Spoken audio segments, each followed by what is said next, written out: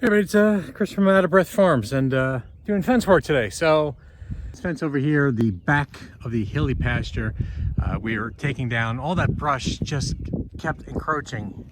So our barn manager's son is chainsaw aficionado and came here and chainsawed it up for me.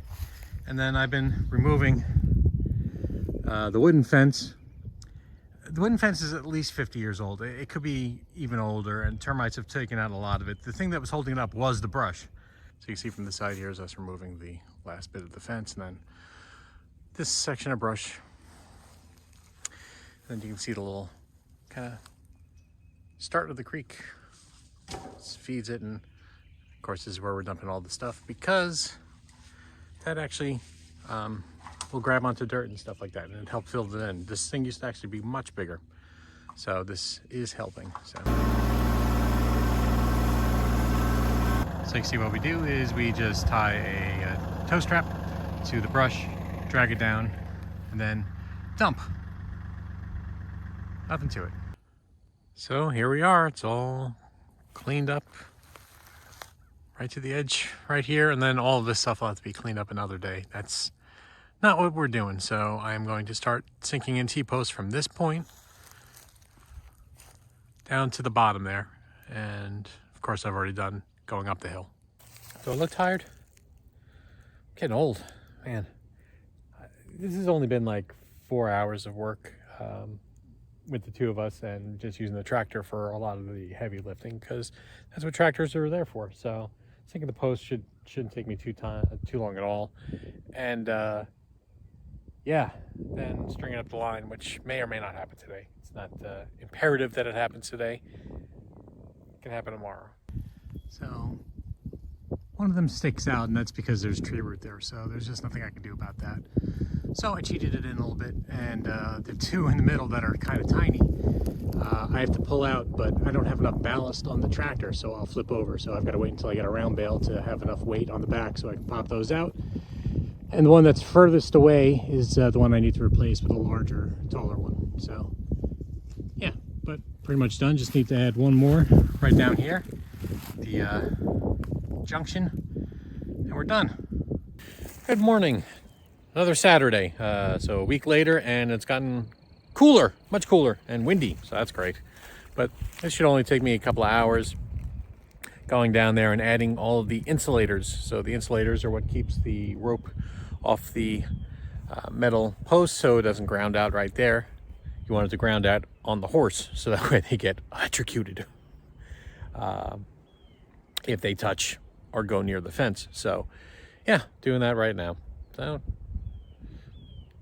3 weekends to do this, but you know, on Sundays we work pretty much the whole day, cleaning the barn, teaching. So it's really just Saturdays, and we're older, we're slower. So here I am with my story pole. The story pole is, see, I got these notches here to tell me where the rope should go, where it should line up, because the ground is uneven, right? So you want the fence to follow the ground, opposed to the arena fence where you want it to be straight, so you use a level.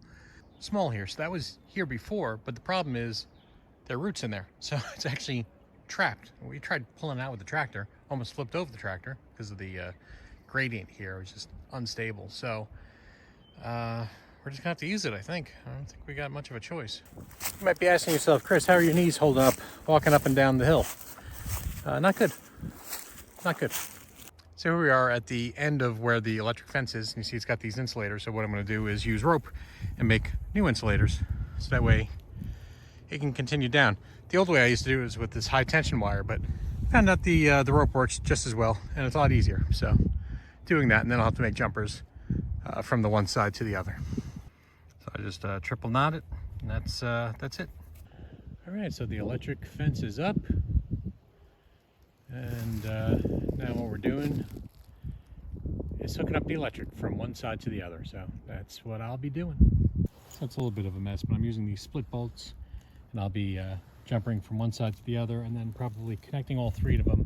So that way if one wire gets a short in it, it'll actually continue and then bring the electricity back the other way. So it's always a good thing to do. Cloudy, huh? Yeah. At least the wind has died down some. much better. And the nice thing is I get to remove the wire that was here making some electrical connections.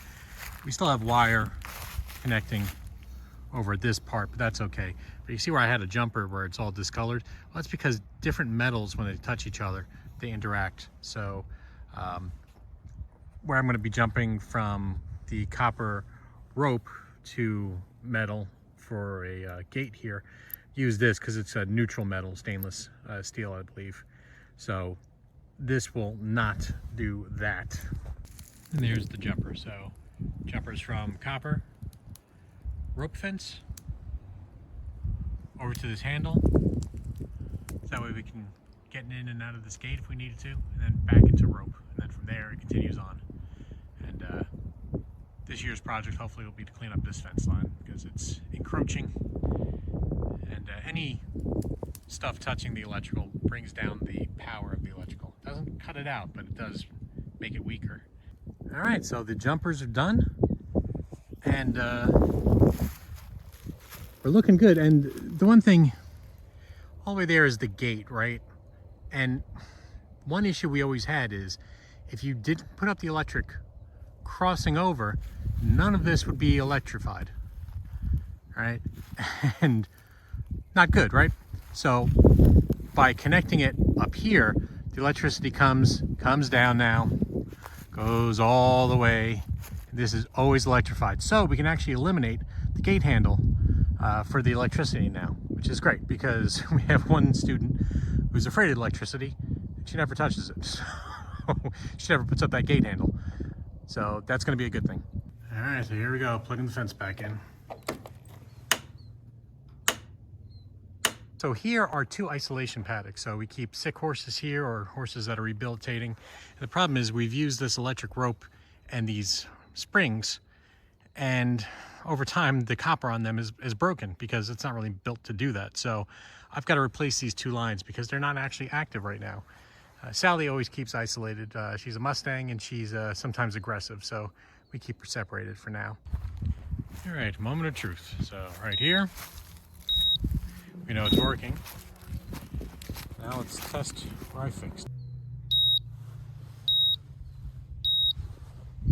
So, doing good there. And then also, I jumpered over here.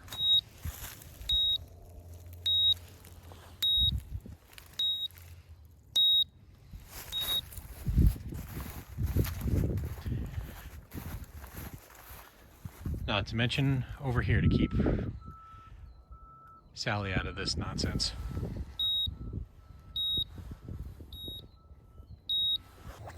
All right, so that's it. That's me fixing an electric fence and putting it up and all of that. So that's a lot of my job is taking care of grass and taking care of the electric fence. So from Big Slide Farm, thanks for watching, everybody. Take care.